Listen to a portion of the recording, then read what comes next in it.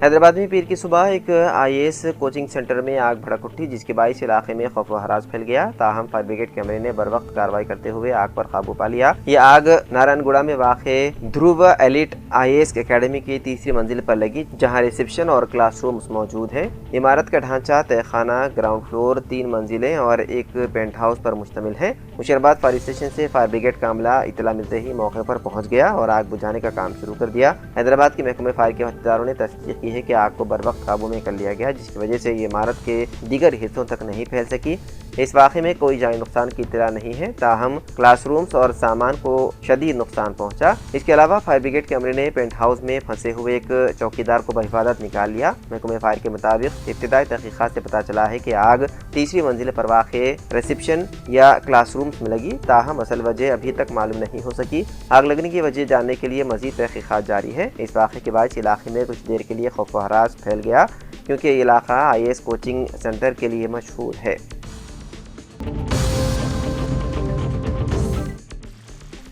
तेलंगाना के वकाराबाद जिले में पीर की सुबह एक अफसोसनाक सा हादसा पेश आया, जिसमें एक ही खानदान के 3 अफराद मियाँ बीवी और उनकी बेटी हलाक हो गई, जबकि उनका बेटा जख्मी हो गया। पुलिस के मुताबिक यह हादसा पिद्दामूल मंडल के तहत तेट्टीपल्ली गांव के मदाफात में उस वक्त पेश आया जब स्कूटर पर सवार ये खानदान एक लॉरी से टकरा गया। मुतासिर अफराद शादी में शिरकत के बाद रुकमापुर गांव से रहराबाद जा रहे थे। जख्मी लड़के को इलाज के लिए तांडूर के सरकारी अस्पताल में मुंतकिल कर दिया गया। हलाक होने वालों की शनाख्त 40 साला कविराज, 35 साला पवानी और उनकी 11 साला बेटी चेतना के तौर पर हुई है। पुलिस ने इस सिलसिले में मुकदमा दर्ज करते हुए तहकीकात में है मसरूफ।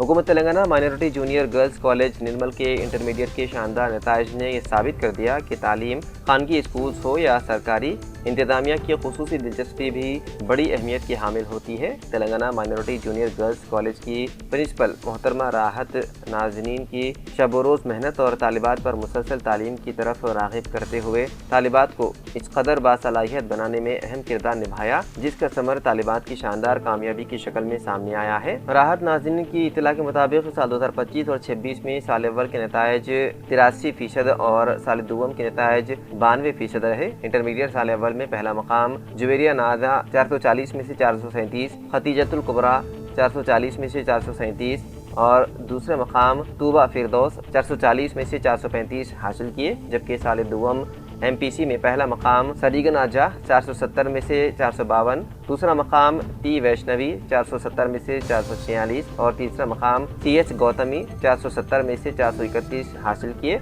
इसी तरह इंटरमीडिएट साल दुवम बाईपीसी में पहला मकाम आयशा सिद्दीक़ा 1000 में से 985 और दूसरा मकाम इफ़त फातिमा 1000 में से 971 और तीसरा मकाम रईसा सिद्दीक़ा 1000 में से 970 हासिल किए। साल दुवम एमपीसी में पहला मकाम निमरा खानम 1000 में से 984, अदीबा 1000 में से 984 और दूसरा मकाम सादिया अमरीन 1000 में से 976 ने हासिल किए। तमाम कामयाब तालिबात को प्रिंसिपल राहत नाज़नीन ने दिली मुबारकबाद देते हुए नेक ख्वाहिशात का इजहार किया और मशवरा दिया कि तालीम हमारे रोशन मुस्तक़बिल की बुनियाद है। तालीम से ही इंसान इज्जत और मकाम हासिल करता है।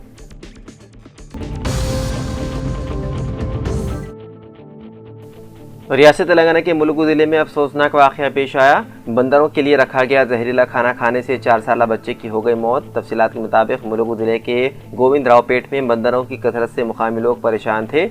इसी वजह से ग्राम पंचायत के अमले ने बंदरों को मारने के लिए आंगनबाड़ी मरकज के नर्सरी इलाके में जहरीला खाना रखा था। एनटीआर नगर के रहने वाले आरएमपी डॉक्टर श्रवण का बेटा हर्षित नंदन, जिसकी उम्र 4 साल बताई गई है, इतवार की शाम अपने दोस्तों के साथ खेलते हुए आंगनबाड़ी मरकज के करीब पहुंच गया। इस दौरान उसने जहर मिला हुआ खाना देखा और उसे खा लिया। उसके खाते ही बच्चे की तबीयत खराब होने पर घर वालों ने फौरी तौर पर उसे मुलुगु के सरकारी अस्पताल मुंतकिल किया। हालत बिगड़ने पर उसे वरंगल के एमजीएम अस्पताल ले जाया गया, जहाँ इलाज के दौरान पीर की सुबह उसकी हो गई मौत।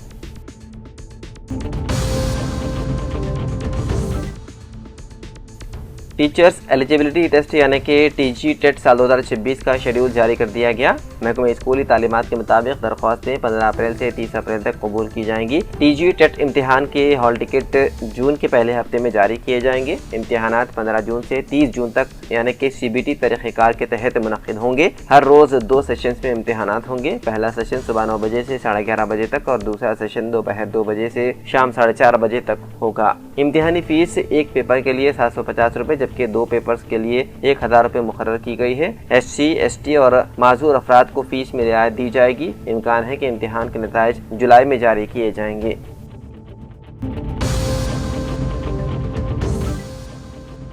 Telangana council of higher education ने पीर को डिग्री ऑनलाइन खिदमात तेलंगाना साल 2026 तालीमी साल 2026 और 27 के रिवायती डिग्री प्रोग्रामों में दाखिलों के लिए नोटिफिकेशन जारी किया है। 3 मरहलों पर मुश्तमिल दाखिले का अमल 15 अप्रैल से 7 मई तक रजिस्ट्रेशन के साथ शुरू होगा। Telangana council of higher education के chairman professor V Balakrishna Reddy, जिन्होंने नोटिफिकेशन जारी किया, कहा कि कोर्सेज और कॉलेज के अलाटमेंट के लिए वेब ऑप्शन 30 अप्रैल से 8 मई के दरमियान किए जा सकते हैं। खुसूसी ज़ुमरे के सर्टिफिकेट्स की तस्दीक 7 और 8 मई को की जाएगी। पहले मरहले की सीट अलाटमेंट 14 मई को शेड्यूल है और जिन तलबा ने सीटें हासिल की हैं उन्हें 15 और 23 मई के दरमियान खुद ऑनलाइन रिपोर्ट करना होगा। इसी तरह 1 जुलाई को क्लासेस शुरू होने से पहले 2 और दाखिले काउंसलिंग की जाएंगी।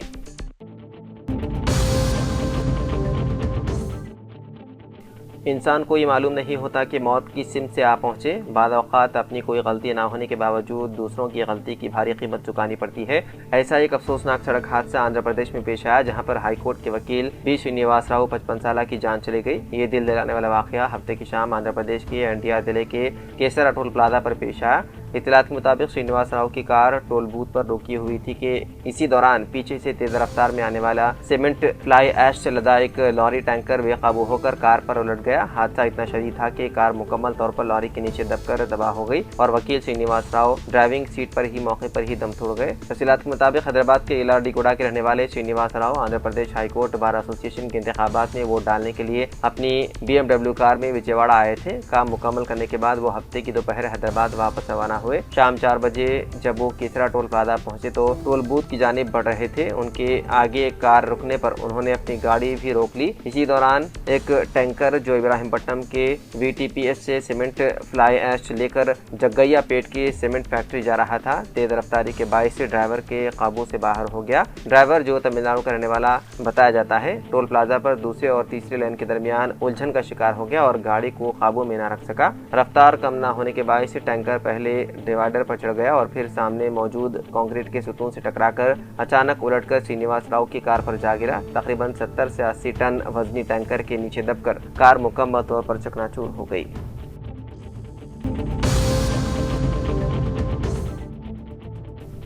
महकमा मौसमियात की पेशकयासी के मुताबिक इन दिनों तेलंगाना में शदीद गर्मी का सिलसिला जारी है, जिसके बाइस आवाम का घरों से बाहर निकलना मुश्किल हो गया है। इस दरमियान महकमा मौसमियात ने रियासत के आवाम के लिए एक और तशवीशनाक खबर देते हुए खबरदार किया है कि आइंदा 7 दिनों तक गर्मी की शिद्दत गैर मामूली हद तक बढ़ने वाली है। माहिरीन के मुताबिक रियासत भर में लू की लहर चलने का इम्कान है, जिसके पेश नज़र आवाम को इंतहाई मोहतात रहने की हिदायत दी गई है। खासतौर पर शुमाली और मशरक़ी अदला में सूरज की तपिश ज़्यादा शिद्दत इख्तियार करेगी। आदिलाबाद, निज़ामाबाद, करीमनगर और नलगुंडा में दर्ज हरारत 42 से 45 डिग्री सेल्सियस पहुंचने का खदशा जाहिर किया जा रहा है। महकमे मौसमियात ने वादे किया है कि दिन के दर्ज हरारत में मामूल से 2 से 4 डिग्री तक का इजाफा हो सकता है, इसलिए दोपहर 11 बजे से शाम 4 बजे तक बाहर निकलने से गुरेज किया जाए। हैदराबाद समेत अतराफ के अदला में भी शदीद गर्मी बरकरार रहने की पेशकयासी की गई है, जबकि हवा में नमी के कमी के बाइस हीट स्ट्रोक यानी कि लू लगने का खतरा बढ़ने का इंतबाह जारी किया गया।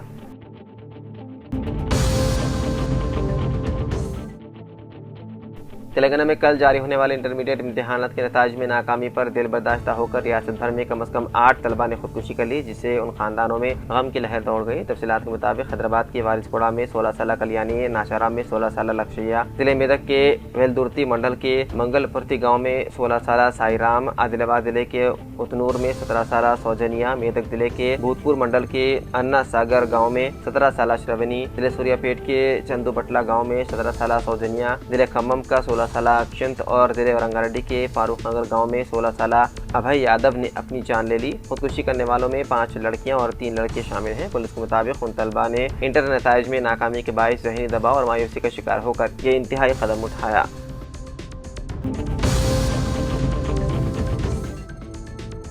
तेलंगाना हुकूमत ने काबीना में वज़ीर अक़लियती बहबूद मोहम्मद अज़हरुद्दीन की बरकरारी को यकीनी बनाने के लिए रियासती गवर्नर से हुकूमत के सिफारिश करदा नामों की मंजूरी की दरख्वास्त की है। वाज़ेह है कि वज़ीर अक़लियती बहबूद मोहम्मद अज़हरुद्दीन को 30 अप्रैल तक असम्बली या कौंसिल में किसी एक इदारे का रुकन मुंतखब होना ज़रूरी है। कांग्रेस पार्टी ने गुज़िश्ता साल अक्टूबर में जुबली हिल्स असम्बली हल्के के ज़िमनी इंतखाब के दौरान मोहम्मद अज़हरुद्दीन को काबीना में शामिल किया था। दस्तूर के मुताबिक असम्बली और कौंसिल की रुकनीत के बगैर सिर्फ 6 माह तक काबीना में बरकरार रहने की गुंजाइश है। मोहम्मद अज़हरुद्दीन के 6 माह 30 अप्रैल को मुकम्मल हो जाएंगे और उस वक्त तक गवर्नर से हुकूमत की सिफारिश करदा नामों की मंजूरी हासिल करने की मसाई शुरू की गई है। बताया जाता है कि गवर्नर के सेक्रेटरी के जरिए हुकूमत की दरख्वास्त शिव प्रताप शुक्ला तक पहुँचाई गई है। तवक्को है कि हुकूमत के एक सीनियर वज़ीर अनकरीब गवर्नर से मुलाकात करते हुए रियासती काबीना की तरफ से गवर्नर कोटे के तहत सिफारिश करदा मोहम्मद अज़हरुद्दीन और प्रोफेसर कोदंडराम के नामों की मंजूरी की दरख्वास्त की जाएगी।